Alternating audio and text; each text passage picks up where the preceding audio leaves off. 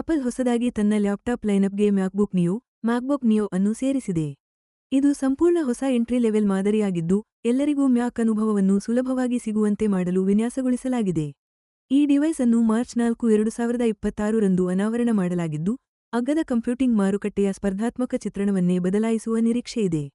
ಜನಪ್ರಿಯ ಮ್ಯಾಕ್ಬುಕ್ ಏರ್ಗಿಂತಲೂ ಕೆಳಗಿನ ಸ್ಥಾನದಲ್ಲಿರುವ ಈ ಮ್ಯಾಕ್ಬುಕ್ ನಿಯೋ, ಅಮೆರಿಕಾದಲ್ಲಿ $599 ಮತ್ತು ಭಾರತದಲ್ಲಿ $69,900 ರ ಆಕರ್ಷಕ ಬೆಲೆಯಿಂದ ಪ್ರಾರಂಭವಾಗಲಿದೆ.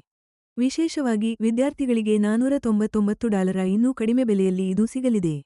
ಆಪಲ್ನ ಈ ತಂತ್ರಗಾರಿಕೆಯ ನಡೆ, ವಿದ್ಯಾರ್ಥಿಗಳು ಮತ್ತು ದೈನಂದಿನ ಕಾರ್ಯಗಳಿಗೆ ವಿಶ್ವಾಸಾರ್ಹ ಕಂಪ್ಯೂಟರ್ ಹುಡುಕುತ್ತಿರುವ ಜನರನ್ನು ಸೆಳೆಯುವ ಗುರಿ ಹೊಂದಿದೆ. ಮ್ಯಾಕ್ ಉತ್ಪನ್ನಗಳ ಜೊತೆ ಸಾಮಾನ್ಯವಾಗಿ ಬರುವ ದುಬಾರಿ ಬೆಲೆಯ ಬಗ್ಗೆ ಚಿಂತಿಸದೆ ಇದನ್ನು ಖರೀದಿಸಬಹುದು. ಅಗ್ಗದ ಲ್ಯಾಪ್ಟಾಪ್ಗಳ ಬೇಡಿಕೆ ಹೆಚ್ಚುತ್ತಿರುವುದಕ್ಕೆ ಮ್ಯಾಕ್ಬುಕ್ ನಿಯೋ ನೇರ ಪ್ರತಿಕ್ರಿಯೆಯಾಗಿದೆ. ಆಪಲ್ನ ವಿಶಿಷ್ಟ ಗುಣಮಟ್ಟ ಮತ್ತು ಇಕೋಸಿಸ್ಟಮ್ ಅನ್ನು ಅತ್ಯಂತ ಕೈಗೆಟುಕುವ ಬೆಲೆಯಲ್ಲಿ ಇದು ನೀಡುತ್ತಿದೆ. ಮ್ಯಾಕ್ಬುಕ್ ನಿಯೋ ಗಟ್ಟಿಮುಟ್ಟಾದ ಅಲ್ಯೂಮಿನಿಯಂ ಡಿಸೈನ್ನಲ್ಲಿ ಬರುತ್ತೆ. ಬ್ಲಷ್, ಇಂಡಿಗೋ, ಸಿಲ್ವರ್, ಸಿಟ್ರಸ್ ಹೀಗೆ 4 ಆಕರ್ಷಕ ಬಣ್ಣಗಳಲ್ಲಿ ಲಭ್ಯವಿದೆ. ಇದು ಕ್ಲಾಸಿಕ್ ಆಪಲ್ ಪ್ರಾಡಕ್ಟ್ಸ್ ನೆನಪಿಸುವಂತಹ ಒಂದು ವೈಯಕ್ತಿಕ ಲುಕ್ ಕೊಡುತ್ತೆ. ಇದರ ಪ್ರಮುಖ ಆಕರ್ಷಣೆ ಅಂದ್ರೆ 13 ಇಂಚಿನ super liquid retina display, 2400x1506 resolution ಜೊತೆಗೆ 500 ನಿಟ್ಸ್ ಬ್ರೈಟ್ನೆಸ್ ಇರೋದ್ರಿಂದ ಕೆಲಸ ಮಾಡೋಕೆ ಅಥವಾ ಎಂಟರ್ಟೈನ್ಮೆಂಟ್ಗೆ ಸ್ಪಷ್ಟವಾದ ಟೆಕ್ಸ್ಟ್, ಉತ್ತಮ ಚಿತ್ರಗಳು ಸಿಗುತ್ತವೆ. ಇನ್ನು ಇದರ ಒಳಭಾಗದ ಬಗ್ಗೆ ಮಾತಾಡೋದಾದ್ರೆ, ಮ್ಯಾಕ್ಬುಕ್ ನಿಯೋದಲ್ಲಿ ಆಪಲ್ನ A18 ಪ್ರೋ ಚಿಪ್ ಬಳಸಿದ್ದಾರೆ. ಈ ಪ್ರೊಸೆಸರ್ ಅನ್ನು ಐಫೋನ್ 16 ಪ್ರೋ ಸೀರೀಸ್ನಲ್ಲಿ ಈಗಾಗಲೇ ಬಳಸ್ತಾ ಇದ್ರು. ಇದು ನಿಜಕ್ಕೂ ಒಂದು ದೊಡ್ಡ ಬದಲಾವಣೆ, ಯಾಕಂದ್ರೆ ಆ ಸೀರೀಸ್ ಚಿಪ್ ಹೊಂದಿರುವ ಮೊದಲ ಮ್ಯಾಕ್ ಇದಾಗಿದೆ. ವೆಬ್ ಬ್ರೌಸಿಂಗ್, ಡಾಕ್ಯುಮೆಂಟ್ ತಯಾರು ಮಾಡೋದು, ಫೋಟೋ ಎಡಿಟಿಂಗ್ ಹಾಗೂ ಆನ್ ಡಿವೈಸ್ ಆಗಿ ಸಂಬಂಧಿಸಿದ ಕೆಲಸಗಳಿಗೂ ಇದು ಪರ್ಫೆಕ್ಟ್ ಪರ್ಫಾರ್ಮೆನ್ಸ್ ಕೊಡುತ್ತೆ. ಕನೆಕ್ಟಿವಿಟಿ ಬಗ್ಗೆ ಹೇಳೋದಾದ್ರೆ, ಮ್ಯಾಕ್ಬುಕ್ ನಿಯೋದಲ್ಲಿ 2 USB-C ಪೋರ್ಟ್ಗಳು ಸಿಗುತ್ತವೆ. ಇದರ ಜೊತೆಗೆ ಒಂದು ಸಾಂಪ್ರದಾಯಿಕ ಹೆಡ್ಫೋನ್ ಜಾಕ್ ಕೂಡ ಇರೋದ್ರಿಂದ ನಮಗೆ ಬೇಕಾದ ಎಲ್ಲಾ ಪ್ರಮುಖ ಸಾಧನಗಳನ್ನ ಕನೆಕ್ಟ್ ಮಾಡೋಕೆ ಸಹಾಯ ಆಗುತ್ತೆ. ಇದು ವೈಫೈ 6E ಮತ್ತು ಬ್ಲೂಟೂತ್ 6 ನಂತಹ ಆಧುನಿಕ ವೈರ್ಲೆಸ್ ಸ್ಟ್ಯಾಂಡರ್ಡ್ಗಳನ್ನು ಸಪೋರ್ಟ್ ಮಾಡುತ್ತೆ.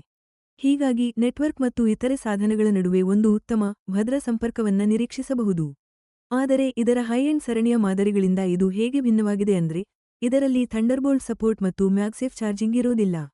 ಬದಲಾಗಿ ಪವರ್ಗಾಗಿ ಇದರ ಒಂದು USB-C ಪೋರ್ಟ್ ಅನ್ನೇ ಬಳಸಬೇಕಾಗುತ್ತೆ. ಬ್ಯಾಟರಿ ಪರ್ಫಾರ್ಮೆನ್ಸ್ ವಿಷಯಕ್ಕೆ ಬಂದ್ರೆ, ಒಂದು ಸಲ ಚಾರ್ಜ್ ಮಾಡಿದ್ರೆ 16 ಗಂಟೆಗಳ ಕಾಲ ವಿಡಿಯೋ ಸ್ಟ್ರೀಮಿಂಗ್ ಮತ್ತು ಸುಮಾರು 11 ಗಂಟೆಗಳ ಕಾಲ ವೈರ್ಲೆಸ್ ವೆಬ್ ಬಳಕೆಗೆ ಇದು ಸಪೋರ್ಟ್ ಮಾಡುತ್ತೆ ಅಂತ ಕಂಪನಿ ಹೇಳಿದೆ. ಅಂದ್ರೆ ಇದು ನಿಮ್ಮ ಒಂದು ದಿನದ ಕೆಲಸಕ್ಕೆ ಆರಾಮಾಗಿ ಸಾಕಾಗುತ್ತೆ. ಈ ಲ್ಯಾಪ್ಟಾಪ್ನಲ್ಲಿ 1080p ಫೇಸ್ಟೈಮ್ HD ಕ್ಯಾಮೆರಾ ಕೂಡ ಇದೆ. ಇದರಿಂದ ವಿಡಿಯೋ ಕಾಲ್ಗಳಲ್ಲಿ ಕ್ಲಿಯರ್ ವಿಶ್ವಾಲ್ ಸಿಗುತ್ತವೆ. ಒಂದು ದೊಡ್ಡ ಮಲ್ಟಿಟಚ್ ಟ್ರ್ಯಾಕ್ಪ್ಯಾಡ್ ಇರುವ ಮ್ಯಾಜಿಕ್ ಕೀಬೋರ್ಡ್ ಕೂಡ ಇದರಲ್ಲಿ ಅಳವಡಿಸಲಾಗಿದೆ. ಇದರಿಂದ ಬಳಸುವವರಿಗೆ ತುಂಬಾನೇ ಸುಲಭದ ಅನುಭವ ಸಿಗುತ್ತೆ. ಇನ್ನು ಆಪಲ್ ತನ್ನ ಪರಿಸರ ಕಾಳಜಿಯನ್ನು ಮತ್ತೊಮ್ಮೆ ಎತ್ತಿ ಹಿಡಿದಿದೆ. ಯಾಕಂದ್ರೆ ಈ ಮ್ಯಾಕ್ಬುಕ್ ನಿಯೋದಲ್ಲಿ 60% ಮರುಬಳಕೆಯ ವಸ್ತುಗಳನ್ನು ಬಳಸಲಾಗಿದೆ ಅಂತ ಕಂಪನಿ ಹೇಳಿದೆ. ಇದರಲ್ಲಿ ಹೊರಮೈಗೆ ಅಂದ್ರೆ ಇನ್ಕ್ಲೋಷರ್ಗೆ 90% ಮರುಬಳಕೆಯ ಅಲ್ಯೂಮಿನಿಯಂ ಬಳಸಲಾಗಿದೆ. ಮ್ಯಾಕ್ಬುಕ್ ನಿಯೋ ಎಂಟ್ರಿ ಆದ ಮೇಲೆ ಆಪಲ್ ಲ್ಯಾಪ್ಟಾಪ್ಗಳ ಶ್ರೇಣಿಯೇ ಸಂಪೂರ್ಣವಾಗಿ ಬದಲಾಗಿದೆ. ಇದು ಮ್ಯಾಕ್ಬುಕ್ ಏರ್ಗಿಂತ ಕೆಳಗೆ ಹೊಸ ಆರಂಭಿಕ ಆಯ್ಕೆಯಾಗಿ ನಿಂತಿದೆ. ಆಪಲ್ನ ಈ ಒಂದು ಸ್ಟ್ರಾಟಜಿಕ್ ಮೂವ್, ಲ್ಯಾಪ್ಟಾಪ್ಗಳನ್ನು ಸ್ಪಷ್ಟವಾಗಿ 3 ವಿಭಾಗಗಳನ್ನಾಗಿ ಮಾಡಿದೆ. ಬಜೆಟ್ ನೋಡುವವರಿಗೆ ನಿಯೋ, ಸಾಮಾನ್ಯ ಬಳಕೆದಾರರಿಗೆ ಏರ್, ಹಾಗೂ ಹೆಚ್ಚು ಪರ್ಫಾರ್ಮೆನ್ಸ್ ಬೇಕಾದವರಿಗೆ ಪ್ರೋ. 2022 ಜುಲೈನಲ್ಲಿ ಲಾಂಚ್ ಆಗಿ $1,19,900 ಶುರುವಾಗಿದ್ದ A12 ಚಿಪ್ ಇರುವ ಮ್ಯಾಕ್ಬುಕ್ ಏರ್ಗೆ ಹೋಲಿಸಿದರೆ, ನಿಯೋ ತಗೊಳ್ಳೋದು ತುಂಬಾ ಸುಲಭ, ಅಂದರೆ ಬೆಲೆ ತುಂಬಾ ಕಡಿಮೆ ಇರುತ್ತೆ.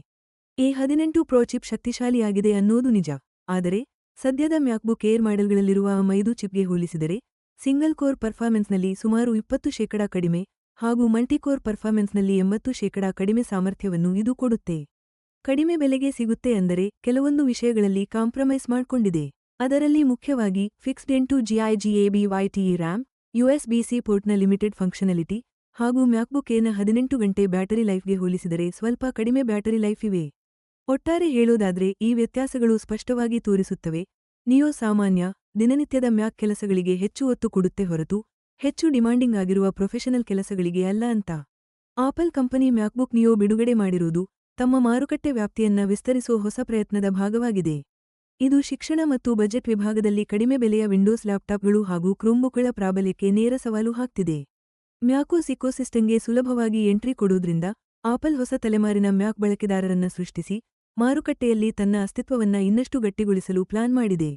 ಮಾರ್ಚ್ 4, 2026 ರಿಂದಲೇ ಪ್ರೀ ಆರ್ಡರ್ಗಳು ಶುರುವಾಗಿದ್ದು, ಮಾರ್ಚ್ 11, 2026ಕ್ಕೆ ಎಲ್ಲ ಕಡೆ ಸಿಗಲಿದೆ.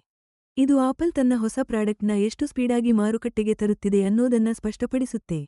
ಈ ತಂತ್ರಗಾರಿಕೆಯ ಬೆಲೆ ಮತ್ತು ಇದರಲ್ಲಿರುವ ಫೀಚರ್ಗಳು ಆಪಲ್ ತನ್ನ ದುಬಾರಿ ಟೆಕ್ನಾಲಜಿಯನ್ನ ಜನಸಾಮಾನ್ಯರಿಗೂ ತಲುಪಿಸಬೇಕು ಅನ್ನೋ ದೊಡ್ಡ ಗುರಿಯನ್ನ ಹೊಂದಿರೋದನ್ನ ತೋರಿಸುತ್ತೆ. ಆಪಲ್ನ ಗುಣಮಟ್ಟ ಮತ್ತು ಒಳ್ಳೆ ಬೆಲೆಯ ಕಾಂಬಿನೇಷನ್ ಕೊಡೋದ್ರಿಂದ ಇದು ಗ್ಲೋಬಲ್ ಪರ್ಸನಲ್ ಕಂಪ್ಯೂಟಿಂಗ್ ಮಾರುಕಟ್ಟೆಯ ಮೇಲೆ ದೊಡ್ಡ ಪರಿಣಾಮ ಬೀರುವುದು ಗ್ಯಾರಂಟಿ.